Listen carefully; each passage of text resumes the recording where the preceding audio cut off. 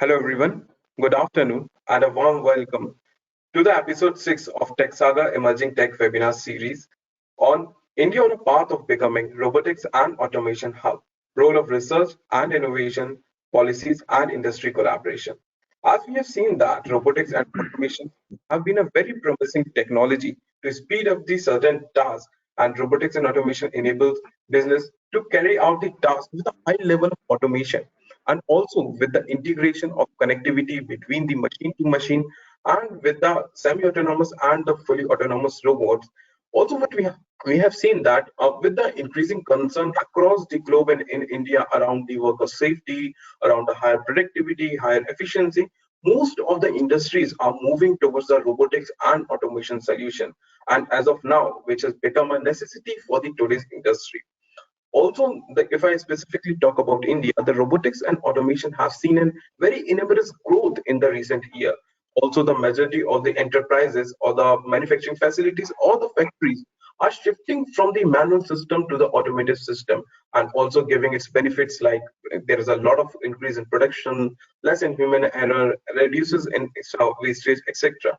Also, what we have seen that the manufacturing industry is totally transforming into the industry from industry 3.0 to industry 4.0, which is the most prominent sector around the robotics and the automation. Apart from the traditional application of robotics, we have seen that the most advanced features like in healthcare we talk about the surgical robots, rehabilitation robot, then we have underwater robot, etc. So this particular webinar is intended to provide an insight on the role and the strategic importance of robotics and automation in India, which will be focusing more on the research and innovation capabilities, policies, and industry collaboration. We have an electric line of speakers deliberating on this particular topic. So join your hands and welcome Dr. Ekta, Associate Professor, IIT Ropar. Welcome back. Thank you. Thank you very much, Ishan. Dr. Ekta is a PhD from IIT Kanpur, MTech from Thapa University, and BTech from Punjab Technical University. Dr. Ekta is as of now serving as Associate Professor and a head of the Mechanical Engineering Department at IIT Ropar. She has an experience of more than 15 years in robotics and in the applied optimization field. Dr. Ekta's research interests are the modular robotics, service robots, customized optimal design, evolutionary robotics, and others. Also, she is a recipient of the Institute Gold Medal during her master program, National Doctor Fellowship during the doctoral program at IIT Kanpur, and CSNS Doctor Postdoctoral Fellowship for UPMC Paris, and a recent national award from the Institute of Engineering. Also, Dr. Ekta has founded an interdisciplinary group, PUNJ Robotics, to focus on the academia, professional, and innovation-related activities on the not only on the IIT Ropar, but to connect many institutes across the regional. Next panelist we have Dr. Santhakumar Mohan, Associate Professor, IIT Palakkad. Welcome, Dr. Santhakumar. Hi, welcome, and good afternoon, one and all. Dr. Santhakumar has got his PhD in Robotics and Control from the Indian Institute of Technology, Madras, Chennai in 2010, and from June 2010 to March 2011, he has worked as assistant professor in the Department of Mechanical Engineering at NIT Calcutta and Kerala. He has also worked as a postdoctoral fellow in the Korean Advanced Institute of Science and Technology. In 2012, Mr. Santhakumar joined Faculty of Mechanical Engineering at the IIT Indore, and he's also holding a visiting faculty position at numerous institutes like ISC Bangalore, BSTU Russia, etc. Also, his active area is research include the service and the field of robotics, specifically in the design and the motion control of underwater and wheeled mobile robots, parallel robotic platform, assistive and rehabilitation robots. Next panelist, we have Mr. Pulkit Gaur. Mr. Pulkit is a founder and CTO of Gridbots Technologies. Welcome, Mr. Pulkit. Thank you very much, and good afternoon, everyone. Gridbots Technologies was founded in year 2007, and the company is a manufacturer and the developer of the robots, and one of the famous manufacturers in the range of industrial robots, underwater robot, inspection robots, etc. The company is located in Ahmedabad, Gujarat. Also, it's Gridbots with its technology and innovation company, driven by the innovation and its persistence towards achieving the best quality in the robotics, machine vision technology, and artificial intelligence. So the specialties of the Gridbots technology is robotics, machine vision, pick and place robots, material transport robot, side entry plastic injection molding robot, etc. Some of the Mr. Pulkit's and Gridbots achievement are like Mr. Pulkit have been awarded with the India leading robotics with India first underwater nuclear space and industrial high-speed robots to his credit. TED followed 2009 for underwater robot, MIT Innovator of the Year, and etc. And next panelist we have Mr. Vinayak Godse, Senior Vice President, Data Security Council of India, and the webinar would be moderated by Mr. Vinayak. Over to you, Vinayak. Yeah, thank you, Ishan, for laying down the context of this particular webinar and also introducing all of the speakers here. And so for all the speakers and the audience joined here for today's interaction. So this is an initiative. So TechSagar is an initiative which is in collaboration with National Security Council Secretariat, so Data Security Council of India, set up this as a platform as well as some effort to create a good visibility about the technology capability created at academic institutions, research institutions, and more importantly at a startup and a larger company level as well actually.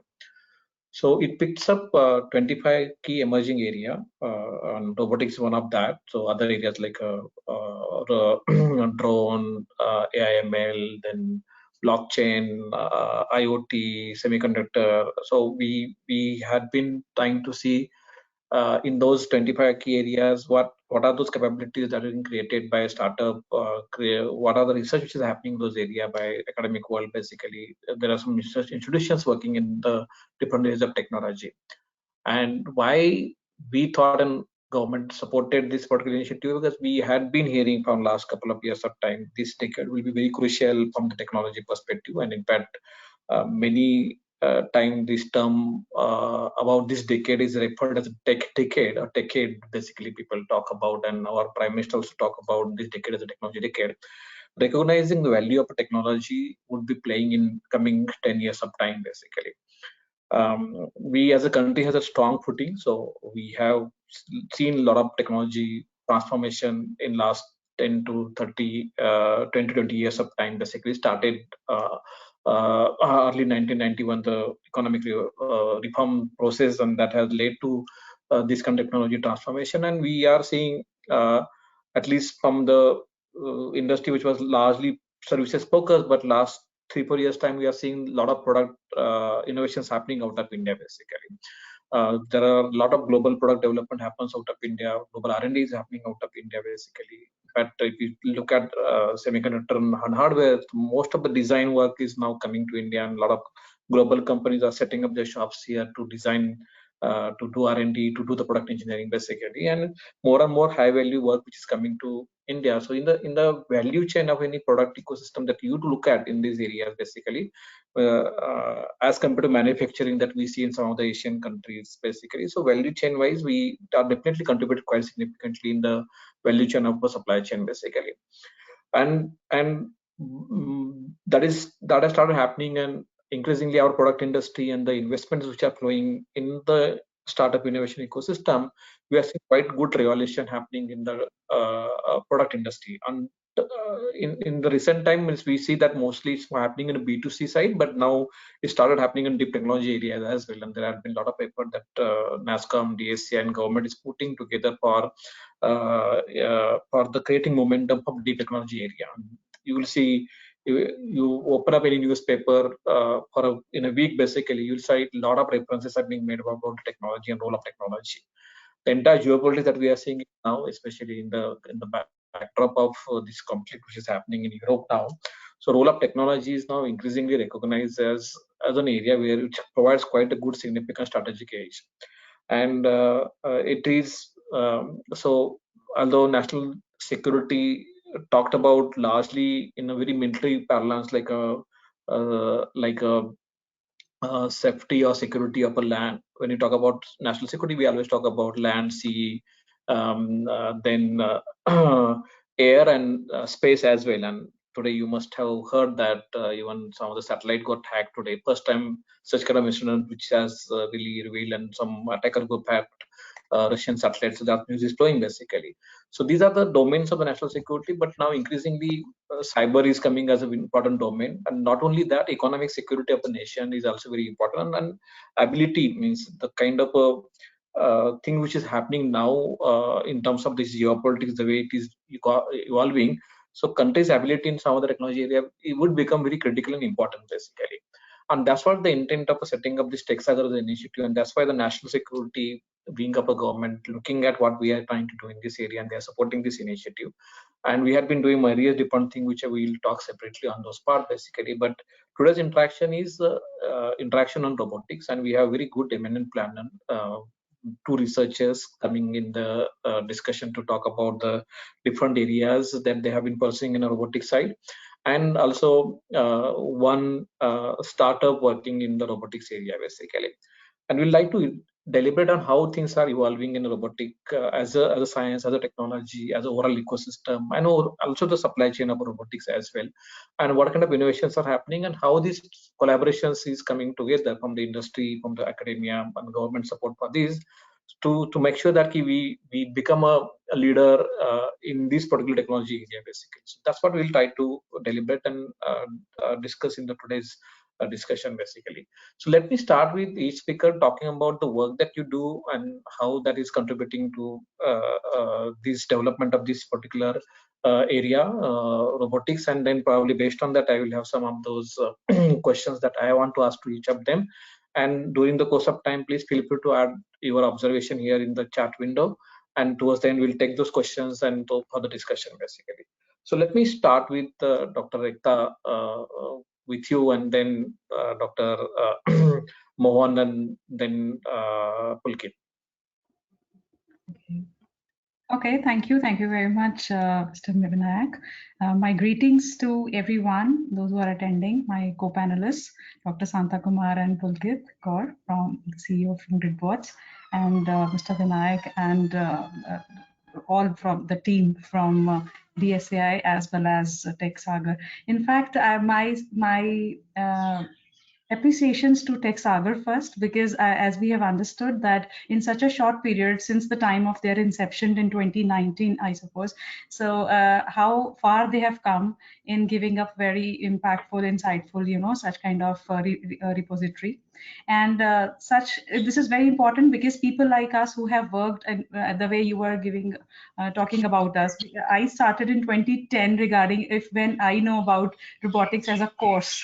So you have shown, you have mentioned very clearly in a concise way, Mr. Vinayak, about this decades changes and the technologies. And in fact, we are thankful to, I would say, the appreciation also goes to DSCI and the NASSCOM in general to give such, platforms where such technologies have been identified, and very nicely they have been worked upon for improving the ranking of, Indian ranking, or the status in globally. So this is very important because I can see, particularly from the robotics perspective, that since the time of my learnings in robotics 2010, I can talk about 2 decades, and I know the first decade, that is from not 2010, I started in 2000 when I did my master's and I learned about robotics. So 2000 to 2010, that was a decade when probably the major discussions were related to if somebody is doing masters or higher studies or some research or some kind of project in robotics, mainly that was considered as if the person is planning to work outside India. So as if there is no market here, there is no requirement here, and maybe because of the general talks were related to the labor, why it cannot be replaced, it's expensive, all those discussions. And the last decade, the improvements are much, and we can talk about that. But yes, I am very glad to be a part of this discussion today, which I'm sure will be very insightful regarding this robotics, and particularly because it is related to Indian robotics upliftment, etc. I'm really thankful for this invitation, because I'm always connected whenever I give my any talk any lecture, I always talk about the upliftment of Indian robotics. So I think the topic is very important for me as a person working in this area also. Thank you very much. Thank you, ma'am. And now I'd like to go to Dr. Santhakumar. Yeah. First of all, thank you for you can say arranging such a wonderful session here, and specifically thanks to the organizer and as well as Mr. Vinayak for calling me in this particular session. And welcome for the participant and as well as co-panelists. So I'll actually like connect the same way when I was doing my second year. It was actually like a very random. I was going for a second year BTech. I went to my HOD and say that I want to develop something related to robotics because those days the NASA starts sending lunar missions and all. So then I went and he said, yeah, it's good, you can start. So I was couple of my friends and we started one robot. So which was mobile manipulator. We never know like that can be called a mobile manipulator those days. So we have come up with a very complex system. And then when I was doing masters and PhD, we have seen that the robots are actually like evolved. And it was actually like moving in a different perspective when 2000 to 2000 to 20. It has actually like evolved a drastic change. In fact, this can be very much evident in terms of if you look at the government policies.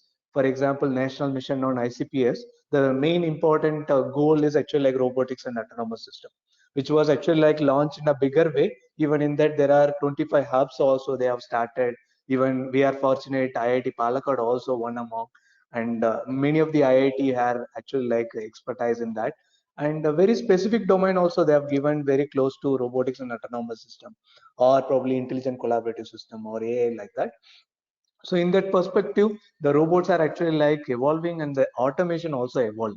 Just to give before going to talk a very detail, I just want to give a very small point how I evolved the robots from the beginning. So we usually, at least I follow the Japanese people whenever we say robot. So the Japanese perspective is actually like robot as a like a wild animal. So they were saying like initially it's a safety 0.0. What that means? The robot and you can say human cannot be mingled, even they cannot put it together. This is what they call. So they call safety 0.0, like the tiger stays in the forest and the human can stay in the city or the village. So but then the robots keep evolved, then people start coming with a safety 1.0 where the animal can be put in the cage but that can be close to the human. This is what happened in the 80s to 90s, which were the robot manipulator were having a fence across. Then the human and the robot interacted whenever the robot stopped the working end. But now it is no longer that. So we are actually like moved to safety 2.0 where the robots and human actually like interact each other and it is actually like cohesively work. So that is what we can actually see. So in the sense we are very well adapted, like how the industry 4.0, even the safety also moved 0.0 to 2.0 where the robot and you can say the human are involved and work together. So this is the point I just want to make. In that sense, you can see the drastic change where become animal. Now it is like a pet. Although it's a wild animal, it's like a pet. Now robot anywhere, everywhere you can see. So that is what I just want to, and I will add a few more points when the discussion is open. Thank you. Thank you, and thank you for, in a simplistic term, talking about the transition evaluation happening in robotics. So, Pulkit, you had been actually working to develop those capabilities basically. So, help us with your understanding briefly about what do you think how this is evolving and what your experience tells us, and then based on that we'll follow the questions to engage with you three on different aspects of the robotics and how that is important from the national capability building perspective. Thank you very much. First of all, thanks for having this, bringing me to the platform. It's a wonderful platform. So my journey started very early with robotics.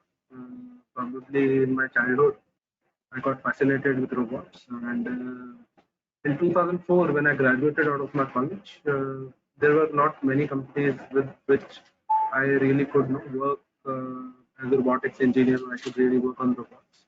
So I chose to work with a MNC for initial 2 years.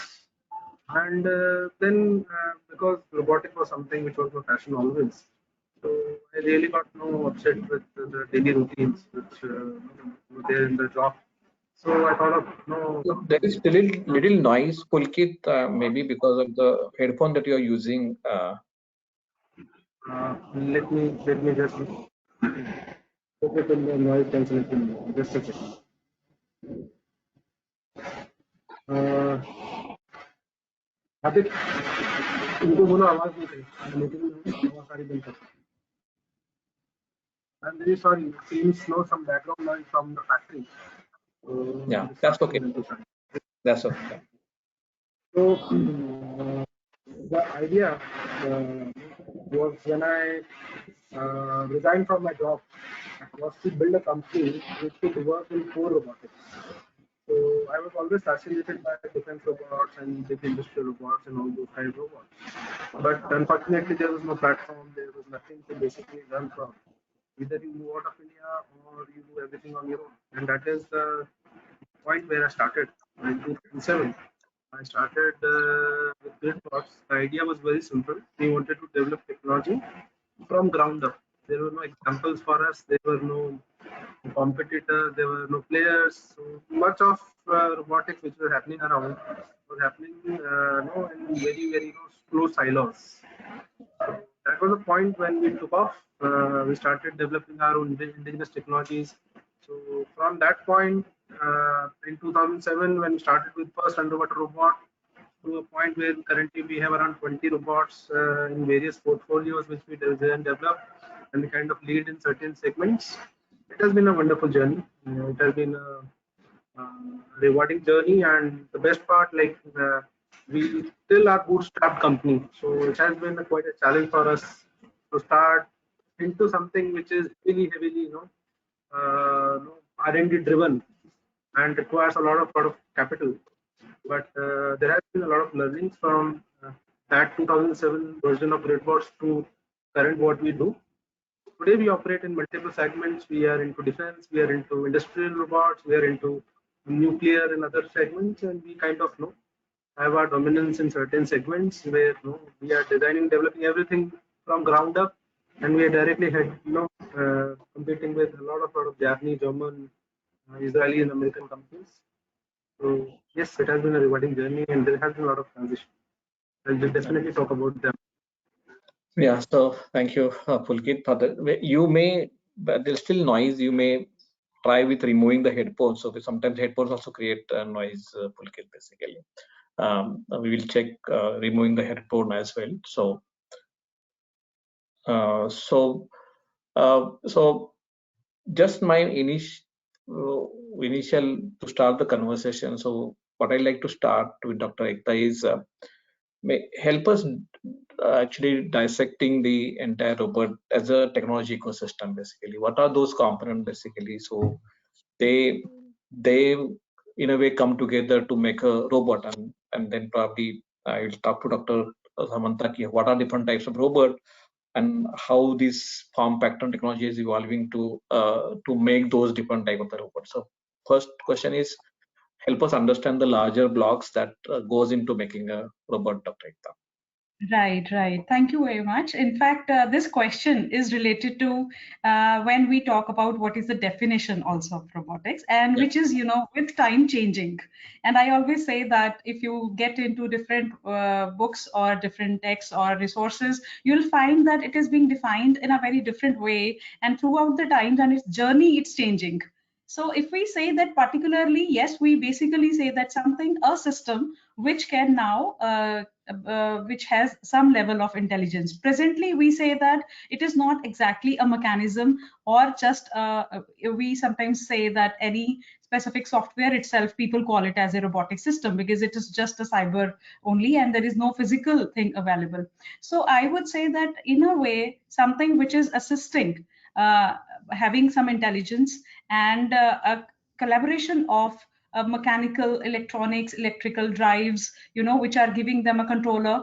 And to understand it better is that you see that in a way everything is trying to mimic the human being. So whatever is the definition, you can actually best understand it if we see that something is mimicking the living bodies, and that exactly is the way you will see that the terminology also evolves in the same way. So you have a mechanism, the way we have limbs, the way the living being has limbs, they need to work together. All the limbs are like multi-body systems which need to, be controlled the way we are getting controlled by brain. Of course, there are muscles to give us strength. So there we have actuators and drives like pneumatic and electrical drives.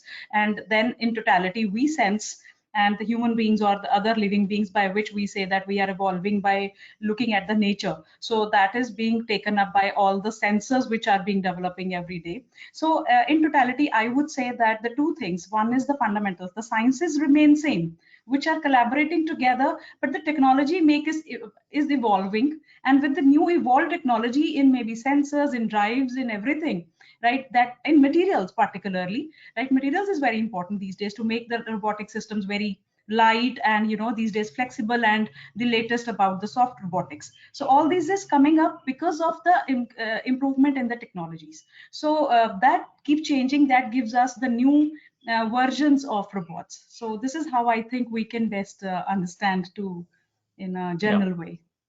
So if I really understand this better, so there is a certainly it start me the oral robotics starts with the material that you use, then the physical movement, and that's why motor and actuator becomes important part. Then the sensor becomes important part because robot would need to sense things basically.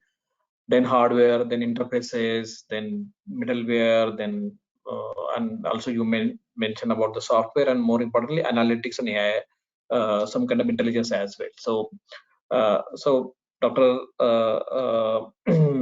Santhakumar, so anything more to add? And while adding that, help us understanding for different types of Yes. the robots and how they play together actually. Yeah, I'll probably add. Already Ekta gave a detailed thing. I'll just add in my perspective also in that case. So you see, the robots have come for two different purposes from the beginning. So one is to enhance or probably enrich the human life, where we call this is towards the human life, where how to enrich. The other one is the demand keep increasing. So how we can actually like improve the demand to, or you can say improve the existing system to fulfill the demand. So one is actually like towards the productivity or you can say efficiency point. The other one is to enhance, for example, if the human is not having his limb, can I actually like make it? So in the sense, the two broader theme, the roboticians started working even from the beginning. So one is actually like human oriented, which is not bother about the money or the cost, but how we can make the life better for one. The other one is actually like because the demand keep increasing. For example, those days 1 crore people, now probably 130 crore people. So how we can actually like match? So obviously some automation need to be done there, how the robots will involved. So this way the two broader objective, and these two broader objective also fulfilled by this one community called robotics community. So if that is the phase, so what actually like really coming, if you think about a disseminate as a types, so although the robots can be classified into a number of ways, so I or probably most of the researcher would be classified in two ways. So one is actually like we call something which is on fixed base, the other one is we call movable base, so which we simply call effectors. So effector is nothing but there would be effect on the environment. Because of that, what will happen? The effect on the environment cause motion of the objects around. So which is nothing like what we are doing with our human arm. We are manipulating. So which is one broader theme, what we call robotic manipulator. So the other one is the effect on the environment causes motion of the object itself, or the you call effector itself, which we call locomotion. This is what the broader community like mobile robots. So this is the two different classification. There is a difference why I classify this way. But the human being is actually like such a wonderful thing where it is combined these two. We have a manipulating capability and as well as we have a mobility capability. In the sense we can locomote and as well as manipulate. So this is what one of the bigger thing, which is one of the you can say easiest way to understand, and our aspiration also to make the mobile manipulation is possible. But unfortunately, this is not so easy. The human replica is not so easy because there are certain set. For example, when you talk about keeping a stick vertically on your palm, it is so complicated because it is something like inverted pendulum kind of thing. So if you keep the same stick But if you have a broader width on the base and you keep it in your palm, it can stand for longer. So why? Because there is a support reaction which is coming on the base as a technical point. But now imagine a human robot or humanoid based anthropomorphic robot that has a several inverted bodies which are standing on top of this. Although you have n number of motor, you keep it on the top, but the overall control activity will come only from the support. If you are not having a proper stable support, then you cannot make any motion. So that's why even you take the very popular robot in the olden days like Honda Asimo, or in the modern days, you can say Boston Dynamics Atlas. So this is one of the extreme level. The other one is actually like successful model. So both you can see there is a contrast. If you look at the Honda Asimo start whenever any action, it will come into one standby position, which we call home, where it makes sure that it is in a settle point and then start. So now when it is walking, you ask the Honda Asimo to dance, it cannot do immediately because it's supposed to make sure that it come back to its stable pose, then it start the position. But the complex stuff which we are thinking about the Boston Dynamics Atlas, it can do. But the successful model which we think, so the back end is actually like evolved. So the or you can say evolution happened in a serious way. So initially the robots have come like a mechanized device. So everything is purely, the system is properly designed and then make. So over a period they keep change the parts because the wear and tear, the model cannot be fit. Then people slowly introduce the feedback, and feedback purely also will not work, because if for example if I assume that a serial manipulator, so one joint, first joint is having a 1 degree error, probably within that it may be acceptable. But if I keep that, it will accumulate at the end, it may come 10 degree, which is not acceptable. So then these two are not easy. So then what happened? People merge, which what we call hybrid. But this is also not so successful in the ground moving robots, which we call mobile robots. Then people brought, is it possible to estimate and we can control, or we can actually like do something? So then one of the easiest way, the base filter or the probability. So then the probabilistic robots have evolved a very bigger. Even now we are working in mobile robot. The evolution happened whatever in a probability theory. That is what we are using. But suddenly there is a drastic change happened, which was not new. So we all use the knowledge base. For example, if I know 100 times I worked one system, I know how the system behave. So you know the some of the truck driver, if the truck is not start, they just hit somewhere or probably push somewhere, the truck automatically start because they have the experience. The same experience, they made it as a knowledge base, they started using it. But that required high computational and high storage. But the evolution where happened is the modern computation where the small processor can do heavy tasks. So then the data driven models have come. This is what we call the modern arena of robots, which we call learning based robots. So what change happened is the conventional cycle, which we call sense, process, act, have taken away, and we have brought the behavioral cycle where you teach, learn, and act. So this is the drastic change. This drastic change happened only because of the IT, or you call the data analytics side. If this And then powerful the marriage of computation, yeah. So this has moved. This actually like take a big lead because India is good in IT. So because of that, what happened? The old end robots, if you look at it, so KUKA, Adapt, or some developed country, but now in the modern days, all open source and all actually like IT based, which we call code based. So now India is taking a lead because we are good at already. Because 2000 onwards we are evolving in that. So now we are taking a lead. If you take any core industry now, even you take KUKA or probably you take even Boston Dynamics, you can see some Indian people also working. So they may be the mastermind also in that projects. So in that sense, we are already taking a lead. And in India also, like we have started slowly, several startups have come, and some of the startups already showing some prototypes are successful. So they can definitely take lead. This is the evolution, and this is the way we classify. So the system. I hope I answered This is your question. very good, man. I think you touched so many areas, and from the startup perspective, our database talks about almost 300 startups working in the robotics area only, and we have been trying to capture more and more information as we can, and trying to capture all of those information in terms of product that they have, the ideas that are put together, and kind of traction they are also getting in the market, basically. But a couple of things that you talk about. One is definitely you started with this idea about from the economic sense as well. So so you started with that, and you talked about the evaluation where it is happening, and basic idea. And sometimes what happens is in terms of robotics, we always get our attention attracted to the something which is happening about the human robots basically, right? And that creates a lot of those kind of traction basically. But there are a lot of industry applications as well, right? So, and those industry applications usually doesn't get that much of attention, but what Pulkit is trying to do is mostly the industrial application basically, right? And Pulkit, how do you see different areas are coming together to make a robot basically, and what had been your experience in terms of evaluation that you are seeing? And we'll certainly touch base on some of the evaluation Dr. Santhakumar and Dr. Ekta talked about in their initial interaction.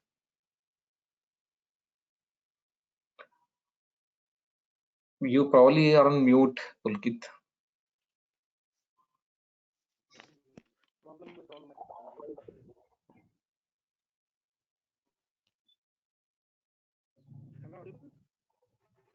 It's a little very low.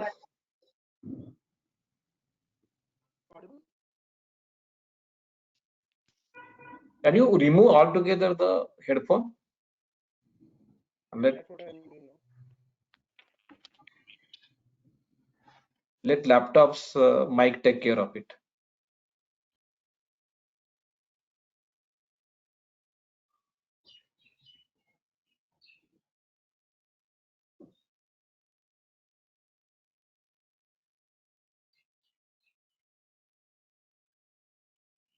Now, I think he needs to use the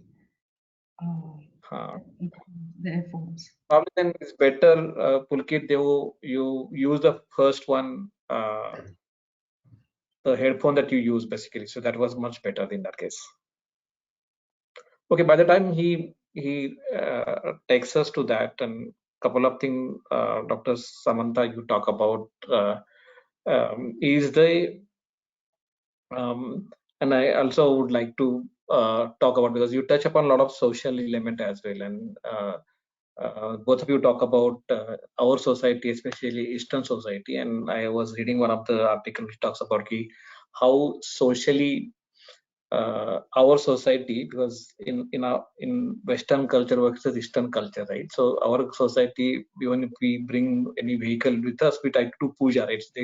We try to see them as a family member basically, right? And that's why our society is more amenable, and that's why we see more robots coming in Eastern part of the geography, and especially in Japan as compared to Western geography, because of the cultural difference basically. So this is one societal aspect that I had seen discuss a lot in terms of robotics adoption, especially in the home scenario and individual scenario. So what do you think about those ideas, those get discussed as you talk about social issues? I just thought of bringing that here. May I know if Pulkit is back in discussion or? Yeah, please, you. Okay.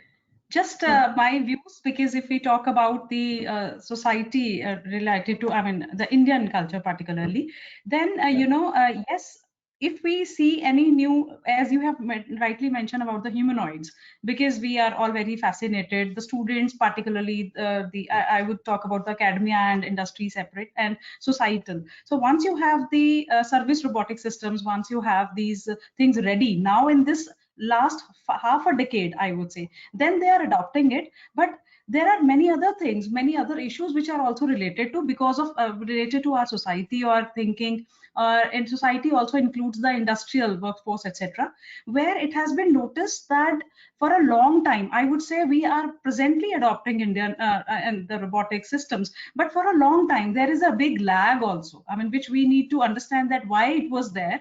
And there are understanding regarding, because of the I'm not talking about the other Asian I mean countries, but India in particular, where we have our population, labor is available, where we have, of course, we need to have things cost effective. So say they always think, even for healthcare systems, today when they are available, they say the society points are that why do we need this when we have a person at home, three family members to help a person, to assist a particular person, then why do you need the robotic assistance, etc. So this kind of mindsets are also coming from society, I would say, where utilization of robotic systems starting from industrial robotic systems when they were there for 3 to 4 decades back, in Western countries or even in Japan, etc.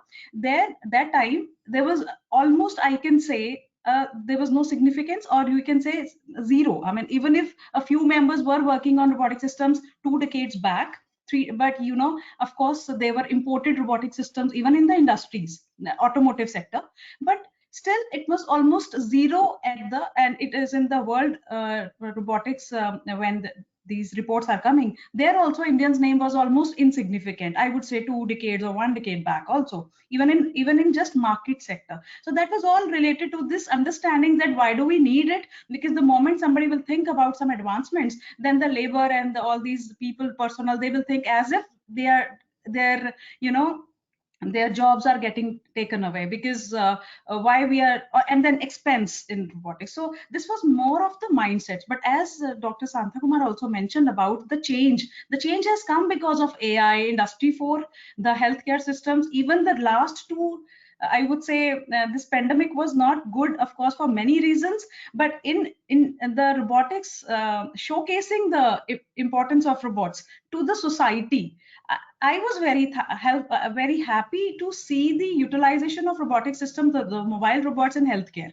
You can see that it is not only for accuracy, etc. That was the reason earlier people were considering that we can do it. It is only for repeatable jobs. It is only for something which is in unhygienic things. But in India, you have people to do that. But now they know that no, it has its own big domain, may it be in healthcare, may it be in security, safety, which has, where you can go beyond looking at, even today as agriculture, which is not considered as a very, where you are, we have fundings are available, but still fundings have been started. So I'm trying to just connect the social thinkings, that how it has actually refrained us to come into this for since long. And today we are, I would say, yes, we are talking about the positive things about the robotics being coming, but they are, because of this big lag we are facing, both, I'm sure, the workforce which is not available in industry, as well as even in academia. Both the biggest problem or challenges yet presently to cover up that workforce, because I mean, we can speak about that separately, but yes, I just try to connect with the social thinkings. Yeah, Your point. Dr. Santha. I'll just check whether Pulkit is back. If not, then okay. Pulkit, can you, I think we still, Pulkit, can you just check with restarting your machine? I think that could be a last resort we can check with. Yes. We are not able to really hear you.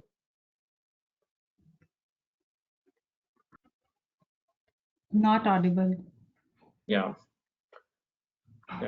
Although we were waiting for to hear from some. Okay, that's what. Because So I know think, Dr. Santa, and from my research. team is checking with him whether he can restart the machine and see whether he can join back, because that could be another reason.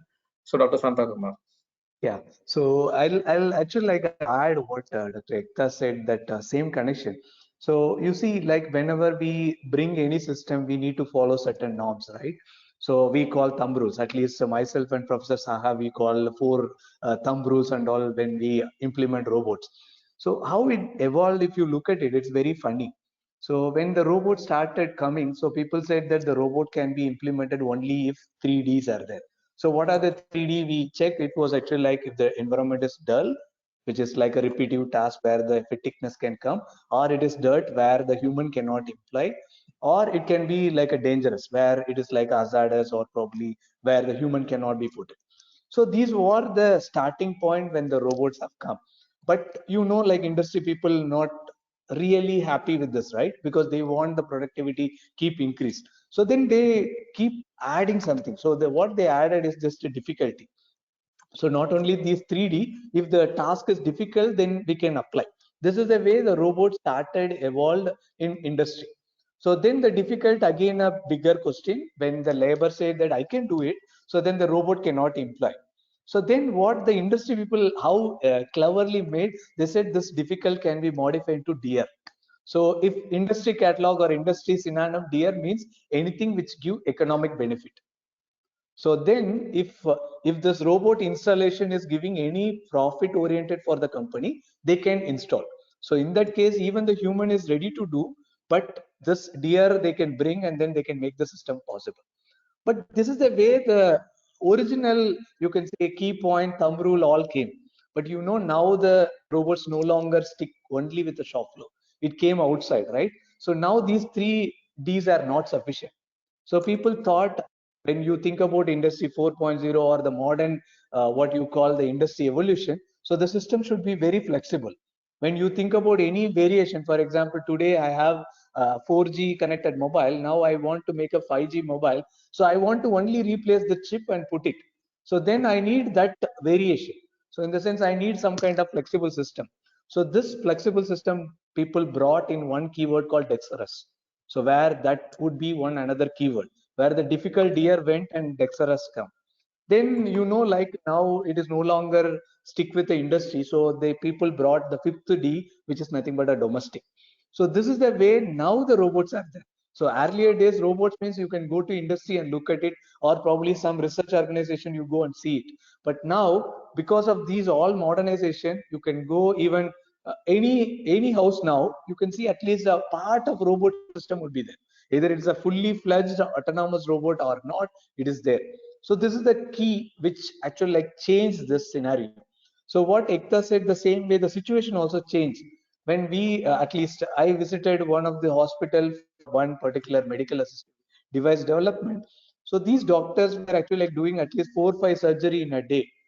So there were actually a group of 20 doctors in that particular section. When I went and took a survey, what is the difficulty, why we need this system and all, they straightaway said, don't bring any new system. I was asking why. We are actually trying to bring some technology, or we are trying to felicitate you. That is why you are saying, no, if you bring a new system, so we have to train that myself or ourselves to get trained, and that will give lead some, you can say lead time, where our surgeries will stop and several people will suffer. Because the surgeon probably, if he spend 2 hours for getting trained in that system, this 2 hours he may do 2 surgery. He said, you see, 2 of the needy people will miss. So although I feel it is actually like quite awkward, but when I sit with my collaborator and discussing this fact, it is quite valid.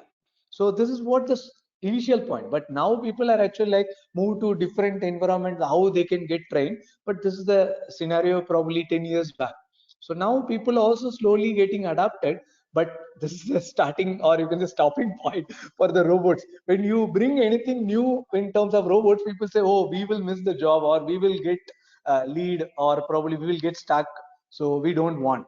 So this is one of the good example. Even I don't want to talk about the drone technology. We actually like promote something like agriculture drone, but the fear, agriculture, it may not happen, but still we have a fear. For example, 20 kilogram moving part on top of your head or the farm, if something failed, even small malfunction in the battery connection, it disconnect, so the 20 kilogram will fall from probably 10-meter height or 3-meter height. So the casualty, if it happens, then who would be responsible? It's quite different dealing, right? So these all need to be addressed. So this is one of the quite challenge. That's why, although the drone is very successfully demonstrated, but it is not so successful in real time because of this, even a small malfunction. And since your section is data security, or you can say security point, so if this is all connected in a network or the cloud, if anyone crack and make malfunction intentionally, so there would be a big chaos. So that's why this air taxi, or you can say drone delivery, all those things are actually like still in a question mark, because if something goes wrong, so what will be the responsible, or who would be the responsible, how we will tackle. So Yeah, like that, and there is a big opening also coming. So there are yeah, I some mean, people I think these are very interesting dimensions of the talk. But one important point in your D's that you talk about and difficulties you talk about, especially post-pandemic, people are saying they're finding it difficult to get a labor, right? And there are a lot of great resignation happening, and especially those area where it's very front-ending basically. Now people are saying robotics could be solution for some of those kind of supply side crunches they are seeing basically. So one is not only the productivity is definitely one important part, but now there are in terms of gaps in terms of the labor that in some of the areas, and people are trying to see robot as a way to fill that gap. So that's also coming in one of the big thing, especially post pandemic. So probably I will just add what we had experienced. So probably few years back, 4 years back, my BTech student was demonstrating an autonomous mobile robot, but he has used, you can say, a laptop to control because initially it cannot be done, right? So one of the senior professor commenting, hey, it's a toy. It is actually like 100 rupee. I can do the joystick can control. But during the pandemic, it was completely changed. Even the remote control robot, a small mobile robot, can be used for, you can say, food delivery to the ward, which is the COVID affected ward, or you can say drug delivery or food delivery, or even simple disinfection or spraying of the sanitization. All those things people actually like use, although people initially called it toys. So then, Yes. so the change happened, like I what you said. remember, So the change yes. happened the post COVID. It was So completely actually, changed. even Yeah, so similar that before that we used to go to some nearby hospitals, or sometimes the some small industry, talk to them that how it will be helpful. Normally, we always try. And then at that time they were like, as you have also mentioned, Santha, that doctors and even other workers, they're like, no, okay, what exactly it will do? It's okay. I mean, they were not thinking that it is worth even paying attention, because why to give so much of a expense, etc. But the climax was when they used to come to the institute or speak to us when they think that this is so important. And we were getting calls, because my students like yours, we also worked a ward bot. It was in YouTube channel, and we participated in some of the national this competition regarding. So we said, okay, it's ward bot. So basically the same things which you mentioned, the application regarding. And then after looking at that, we were getting certainly many calls, like when it will be out and it will be so useful, the same hospitals. So this change of mentality, and it is all happening when one example comes. Now this example has come in a very difficult way, I would say, as a pandemic, but otherwise also I think this has given us a very clear idea that to establish our understandings regarding our research or whatever industry can do. And rather than industry, I would say agriculture, everywhere I have learned, I myself learned during those times of pandemic, that if you give a very clear example of how something is working in one domain, then people see that and it is far more effective.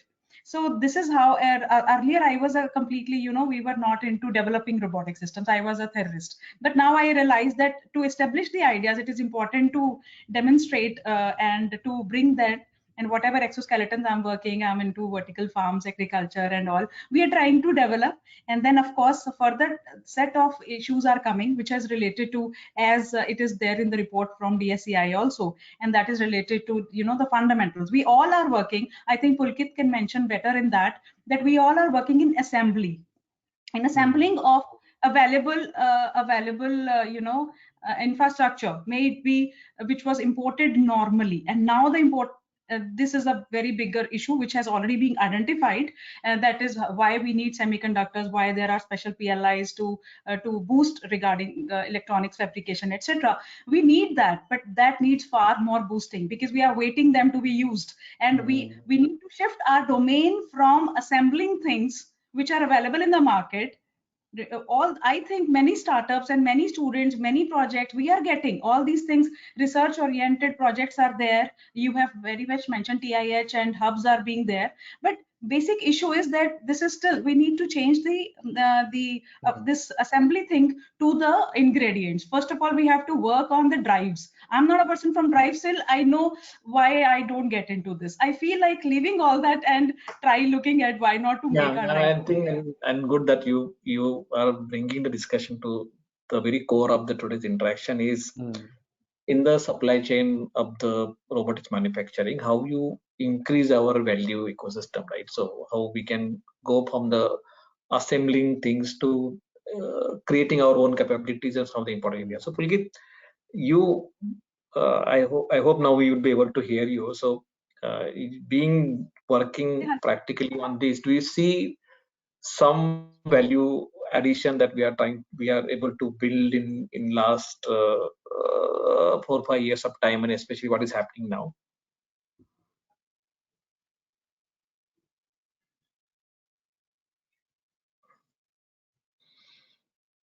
No, I don't think, Pulkit, we are able to hear you.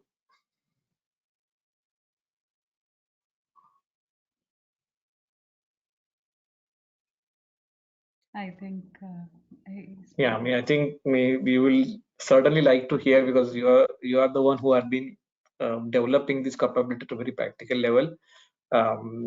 We will see. Our team will keep trying with you, so that once we able to hear you, we'll get you in the discussion. I'm really feeling sorry that we are not able to hear you, Pulkit. But our team will keep trying with this. So on the same question of value chain, Dr. Santhakumar, and this value addition, right? One is, if I really would like to talk about the overall component of supply chain. One is definitely the drivers, the motors and actuator. Other is definitely sensor, and a lot of semiconductor will go in the sensors. Then hardware system that you build, and hardware also needs to be looking at a lot of those for right from the faster GPU, AI chip that we talk about, processing architecture for swarm kind of processing. Then interfaces you have, the navigation, both micro and macro navigation, that basically you require, the software system that you have, the platform, the middleware platform that you build for the robot, and then communication networking that you have, the overall battery energy system that you have. So in each of these components, and this is a kind of a different components of the supply chain of robotics. Basically, how do you see, means you can comment on the research side with the work happening in terms of creating those core capability, and how that could really help us to build those industry which is working towards providing or developing critical capabilities required for the next gen robotic revolution. Yeah, so already Ekta covered the drives is important. So because I am coming from Palakkad, right? The next is Coimbatore. We are good in electrical drive, but not the DC drives. So we are good at induction motors and induction, or you can say AC drives. So for example, if I think about a mobile robot, so obviously it's mobile, so I cannot use a AC power supply. So I have to go with the DC power supply. So then Yeah. from the DC power supply, even providing the battery to each and every component, we are actually like importing it. So either in the form of through vendors, or probably ourselves will be shipping it from either one of the you can say leading countries which they supply it. So, and I know like government also started an initiative towards this DC drive system. I hope similarly like the microprocessor and controller side also the Sakti computer competitions and all happened. So that already initiative happened, but what Ekta said that it should be boosted and bring it. A very simple example, we had one idea. We want to make LIDAR from the scratch. So we approached at least 10 different physicists. They said, no, we cannot do it in-house. So we were saying like we are making robots, but we want LIDAR technology from our own scratch because we cannot depend on others. And sometimes actually like it is not adaptable for our own situation. Can we make our own? It's very difficult. Although we have several labs, even actually like few of the defense lab which they are making similar kind in acoustic base. So we approach, they are actually like willing to come, but the lead time is very long. For example, I want to do a project in 3 years, but one single system can take 3 years to develop. It is probably not so easy for someone who want to demonstrate as a whole product. So in that sense, this is one of the leading point where we have to think, so how to bring even from battery to even whatever we call the sophisticated sensor. I know few of the defense agencies working on the sensor development. Even some of the CDAC labs are working dedicatedly for some kind of this autonomous system development, because I used to interact with some of the CDACs, at least in my territory. So they are also developing, but the problem is the lead time. So what you call the successful product, it takes higher end, but that can be boosted if the government is pushing them in some kind of additional manpower and the economy, or probably you can say budget, so they can come faster, because several times this is probably one of the lead point. So maybe the manpower or the budget may be stopping point for them. I may be wrong also, but I felt this is maybe the point. So if that is the case, if we project, so all make in India concept, this is also one additional thing. For example, if I want to buy even the gyro, I have to depend on outside gyro. Even Yeah. though we produce some gyros, but still we are depending, because the integrated manner we are not able to Yeah, bring and it. then another challenge from the economic perspective is the scale of economy. So that's Yes. what the key challenge, right? So those some of the existing players, so they are becoming so scalable. So even if you try Mm. to develop your own, you're not really able to compete with that in a very competitive Yes. manner. Basically, Mm. the cost, the quality may not be matching to the existing player. Basically, so I had seen that happening in a servo motor, Yes. Yes. DC motor Yes. ecosystem, basically. So, This so is in that case, yeah, Hmm. please. Yeah, just we just like to hear. just agreeing to your points, because we all are facing it, and these are things Mm. from our experience. So you are very right. And in fact, the two Yes. things which what Santa has connected, these are connected also. Workforce.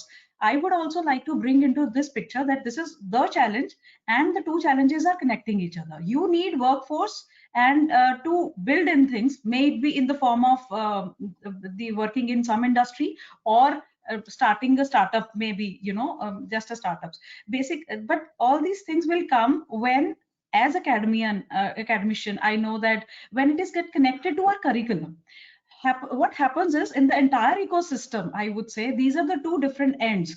Now if academia, what I am sure that we'll say that even in academia pictures, that FDPs, workshops, many things are happening on the name of robotics. In fact, they are increasing in the last 2-3 years. I have seen very good, like, learning platforms.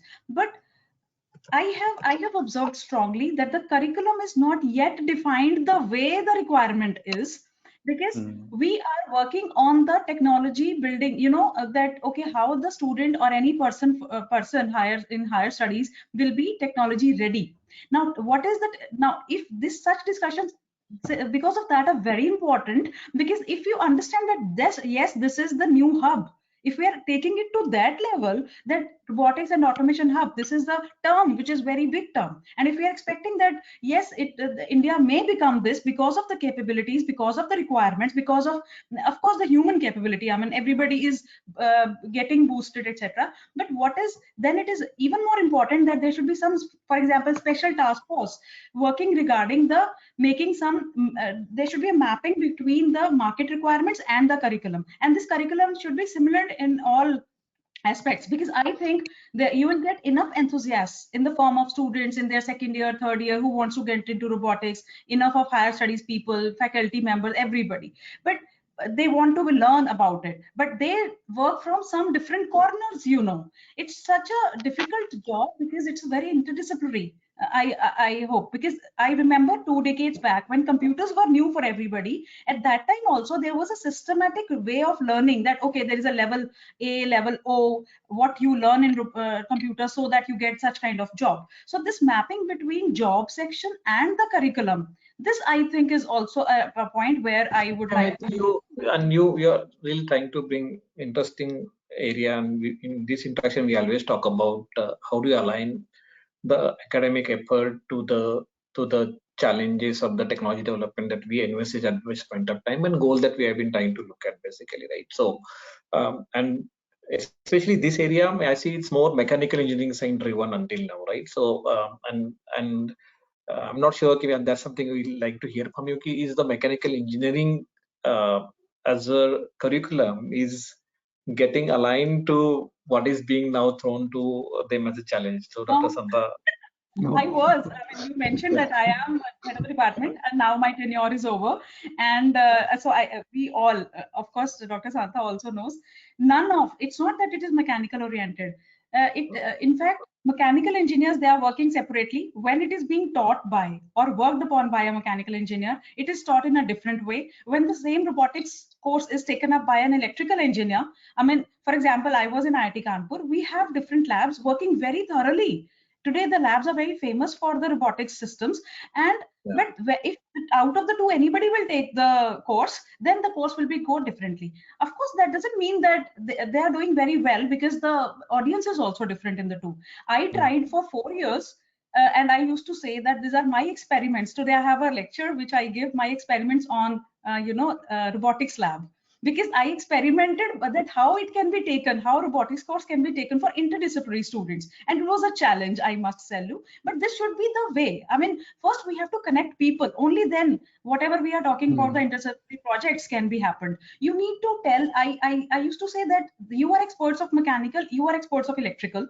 You are studying your own courses, so you need not to be perfect in the mechanical systems when you are studying it. For example, there is an electrical guy, but he should know the terms. What say, for example, the mechanisms, may it be some joints, may it be some kind of drives, and the other person should know about the electric, okay, what is controller and how it is being, so that he can take work from the, he can just take and work in from this may I think in this one, okay, the learning. in this, in this one important thing which I observed, like, so you definitely introduce this major minor subjects, right? But I'm still seeing uh, means from student side and sometimes from the university side as well, basically. So there is not much importance given to these major minor topics that have been taught, basically. In fact, it has been advised by some of the professors, yes, there are major minors, but for the sake of your career, you focus on the major subject that you have been looking at. And somehow, so Dr. Santha, what is your experience in terms of really making people to work on interdisciplinary areas, basically, and how can we incentivize that so that it will be more people coming from mechanical engineers learning these and electrical engineers learning that, and then electronics No, people coming and programming also? here I just want to add like what Ekta said the same way, but the successful story I will just add. So Yeah. probably 10 years or probably 15 years back, when we want to do a coding, for example, microprocessor or microcontroller coding, we had a difficulty, especially we call embedded system side. So that time actually like Professor Kavi Arya from IIT Bombay, he started E-Antra.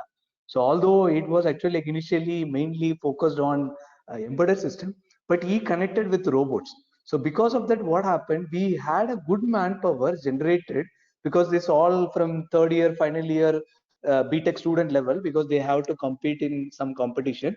But the IIT Bombay returned to a teaching and as well as some resource kits. So because of that, the students get involved, because it's a college pride. So not everybody, but 20-30 students in a group. So what happened at the whole? So 20-30 embedded engineers we produce.